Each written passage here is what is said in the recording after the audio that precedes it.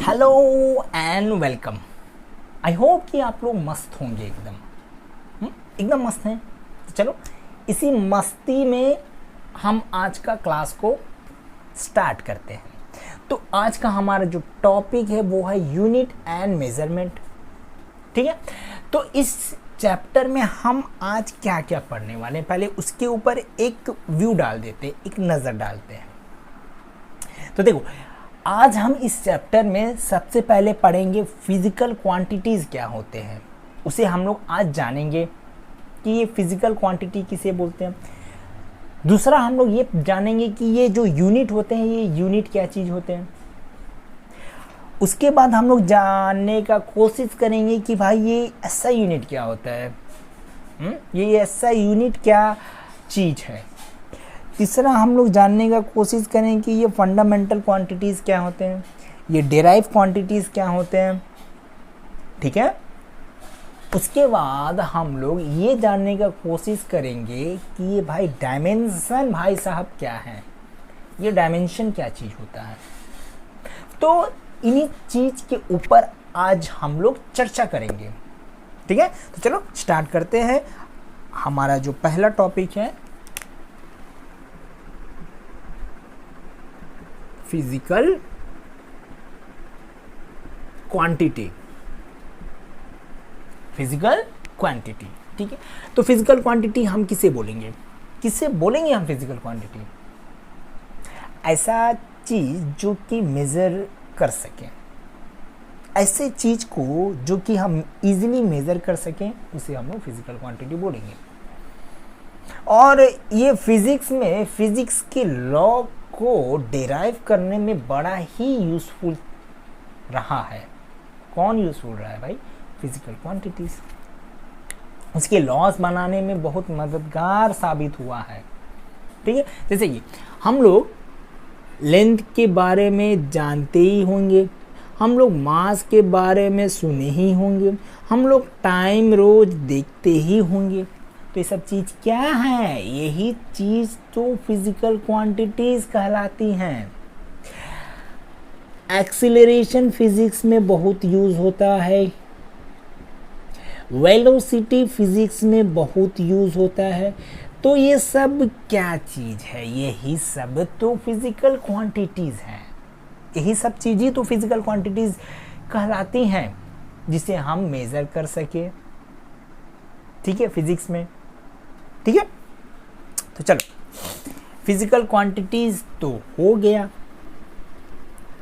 अब हम लोग यूनिट क्या होता है, यूनिट के बारे में थोड़ा सा जानने का कोशिश करते हैं कि भाई ये यूनिट किसे बोला जाता है, ये यूनिट क्या चीज है।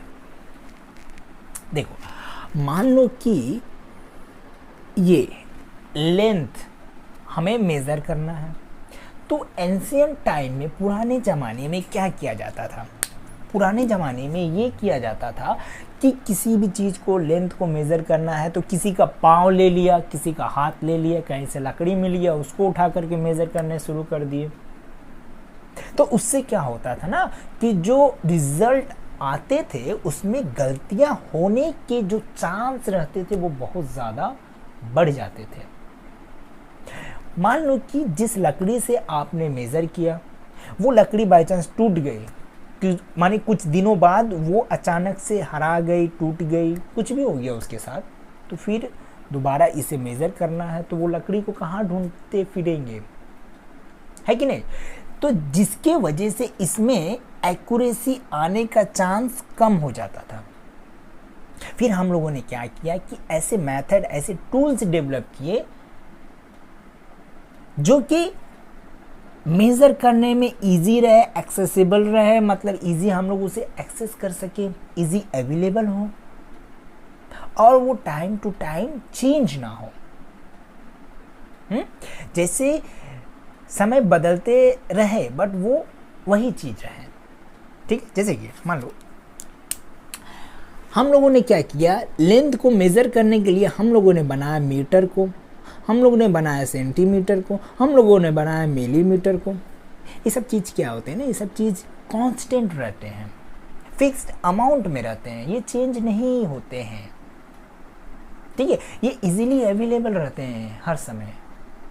स्केल टूट गया भाई, फिर से जाके मार्केट से वही स्केल लेके आओ। अब जो वही स्केल लेके आओगे वही लेंथ का, तो वो लेंथ तो वही रहेगा। 1 मीटर का लेके आना तो 1 मीटर का ही मिलेगा। ऐसा नहीं है कि पहले आपके पास 1 मीटर इतना था, आपने दुकान से लेकर के आया 1 मीटर इतना बड़ा हो गया, ऐसा नहीं है। ठीक है, तो इस टेक्निक को, इस चीज को, जिसे कि हम इस लेंथ को मेजर करने में यूज कर सके, लेंथ को किसी भी मेजरमेंट के लिए यूज कर सके, उसी को ही यूनिट बोलते हैं। एग्जाम्पल ले लेते हैं, किसी को वजन नापना है तो हम लोग क्या यूज करें, केजी, ठीक है, पाउंड, ये सब क्या है, ये सब भी यूनिट्स हैं। ठीक है, ग्राम, सब क्या है, ये सब यूनिट्स हैं।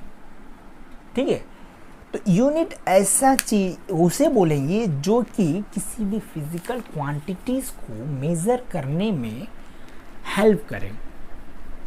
ठीक है, फिजिकल क्वांटिटी को मेजर करने में हमारा मदद करे, उसे हम लोग फिजिकल क्वांटिटी बोलेंगे। ठीक है, तो हमारा जो नेक्स्ट टॉपिक है वो है एसआई यूनिट क्या होता है। देखो, एसआई यूनिट कुछ नहीं होता, जैसे कि मैं बता दूं कि लेंथ को मेज़र करने के लिए बहुत सारे यूनिट्स होते हैं। हम लोग इसे मीटर में मेज़र कर सकते हैं, हम इसे सेंटीमीटर में, मिलीमीटर में, और भी लीटर में, जो भी है। लीटर में नहीं, सॉरी, लीटर में तो हम लेंथ को नहीं मेज़र करते ना, सॉरी। तो हम ये 3 को एग्जांपल लेते हैं। तो एसआई यूनिट क्या होता है कि ऐसे यूनिट जो कि इंटरनेशनली एक्सेप्टेबल हो, एक्सेप्टेड हो, तो उसे हम लोग क्या बोलेंगे, एसआई यूनिट।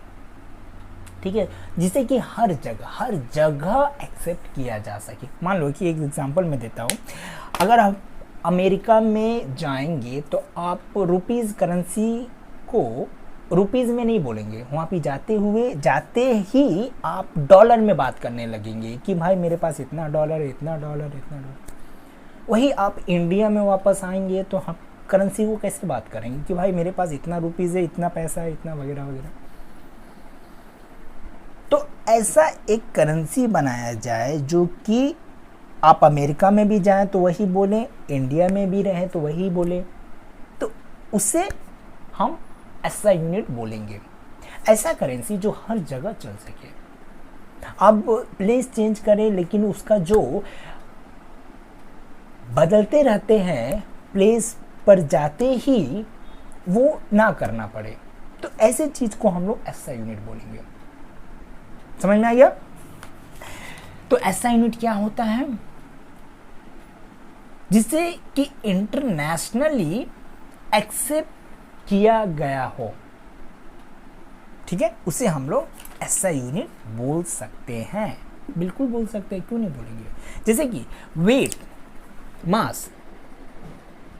मास को हम लोग केजी में, ग्राम में, मिलीग्राम में, तो इसे केजी को इंटरनेशनली एक्सेप्टेड किया गया कि भाई हम मास को ना केजी में एक्सेप्ट करते हैं। इस यूनिट को इंटरनेशनली एक्सेप्ट किया गया है, तो इसे एसआई यूनिट के कैटेगरी में रख दिया गया है। जिसे भी इंटरनेशनली एक्सेप्ट किया जाए उसे किस में रख देंगे, किस कैटेगरी में रख देंगे, एसआई यूनिट के कैटेगरी में रख दिया जाता है। क्लियर हो गया? आई होप कि आपको ये चीज क्लियर हो गया होगा कि एसआई यूनिट किसे बोलते हैं। ठीक है,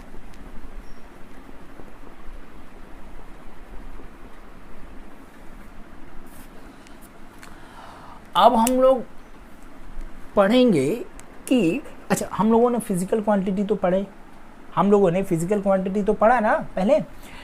फिजिकल क्वांटिटी में 2 तरह के होते हैं, एक होता है फंडामेंटल और एक होता है फंडामेंटल, एक होता है डेराइव। एक होता है फंडामेंटल, एक होता है डेराइव्ड। तो भाई ये फंडामेंटल क्या होता है? फंडामेंटल क्वांटिटीज उस क्वांटिटी को बोलेंगे जो कि भाई पूरा फ्रीडम है, किसी के ऊपर डिपेंड ही नहीं। लो ये क्या चीज होगी? हाँ, ऐसा क्वांटिटीज जो कि इंडिपेंडेंट फ्री है, जैसे लेंथ के लिए मीटर यूज करते हैं हम लोग, इसे हम लिखते हैं मास,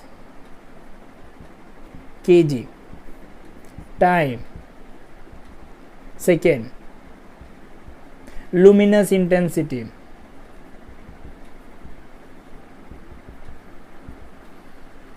कैंडेला इसका ऐसे यूनिट, सीडी, करेंट,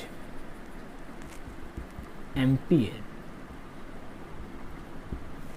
ठीक है, 7 होते हैं, 1 2 3 4 5। अमाउंट ऑफ सब्सटेंस, जिसे कि मोल में हम लोग यूज नापते हैं। और क्या हो बच गया? Current, amount, luminous intensity, time, mass, और एक चीज बच रहा है, क्या छूट रहा है? टेम्परेचर। ठीक है, जिसे हम लोग केल्विन में मेजर करते हैं। तो ये जो 7, 1 2 3 4 5 6 7, ये जो 7 हैं, इसे हम फंडामेंटल की कैटेगरी में रखते हैं। क्यों रखते हैं? क्योंकि भाई ये जो 7 है ना, ये किसी के ऊपर डिपेंड नहीं है। ठीक है, इन्हें अपना आइडेंटिटी बनाने के लिए ये किसी के ऊपर डिपेंड नहीं है। ठीक है, जो कि इंडिपेंडेंट है। जैसे अगर स्पीड को ले लिया जाए, तो स्पीड को निकालने के लिए हमको क्या क्या चाहिए? डिस्टेंस चाहिए और टाइम चाहिए। एक्सीलरेशन को निकालने के लिए वेलोसिटी चाहिए, टाइम चाहिए। तो ये जो चीज़ है, ये आपका डेराइव क्वांटिटी की कैटेगरी में आएगा। क्यों आएगा? क्योंकि ये जो है ये इंडिपेंडेंट नहीं है। हमको स्पीड निकालना है तो हमको डिस्टेंस पता होना चाहिए और साथ ही साथ टाइम पता होना चाहिए। हमें एक्सीलरेशन निकालना है तो हमें वेलोसिटी पता होना चाहिए, हमें टाइम पता होना चाहिए। ठीक है, तो ये सब आपके डेराइव की कैटेगरी में आएंगे। किसकी कैटेगरी में आएंगे? डेराइव की कैटेगरी में आएंगे। ठीक है, तो चलो, आपको डेराइव क्वांटिटी, फंडामेंटल क्वांटिटीज पता लग गया होगा। मेरे हिसाब से तो पता लग जाना चाहिए। अब हम लोग पढ़ेंगे डायमेंशन क्या होता है। डायमेंशन, ठीक है, डायमेंशन।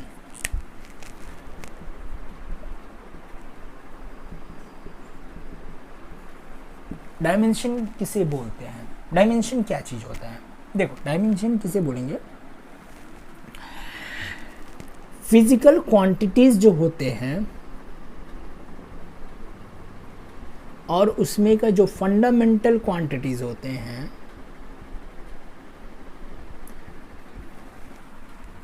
जैसे कि m मास, m length, l time t, इसके पावर में जो भी रहता है उसे हम लोग बोलते हैं डायमेंशन। जैसे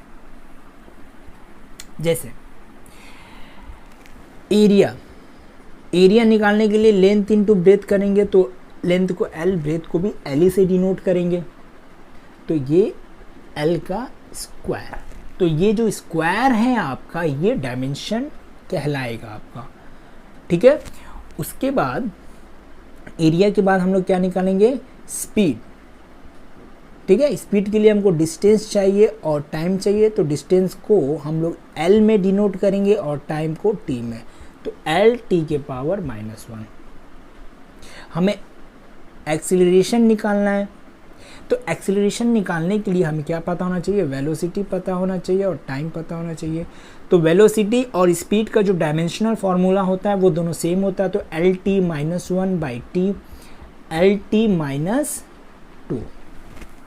इसका पावर में 1 है, ऊपर जाएगा तो -1 हो जाएगा, तो जैसे ये मल्टीप्लाई होगा तो जो पावर होगा वो ऐड हो जाएगा, तो ये -2 आएगा।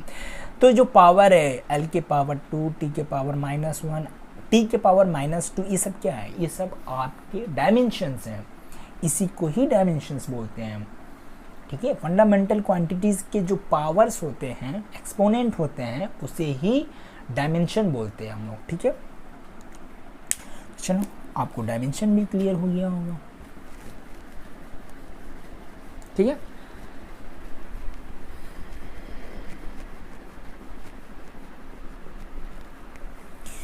तो हम लोग कुछ डायमेंशन को बना करके देखते हैं। ठीक है, पहले एरिया को बनाते हैं जो हम लोगों ने बना रखा था एल का स्क्वायर, उसके बाद वेलोसिटी को बनाते हैं, इसे भी हम लोगों ने बना के रखा था LT-1, उसके बाद एक्सीलरेशन को भी बना के रखा था LT-2, उसके बाद फोर्स का क्या होता है, मास इनटू एक्सीलरेशन, मास के लिए m यूज़ करेंगे, एक्सीलरेशन के लिए LT-2 यूज़ करेंगे, mLT-2। ठीक है, वर्क के लिए क्या फॉर्मूला आता है, फोर्स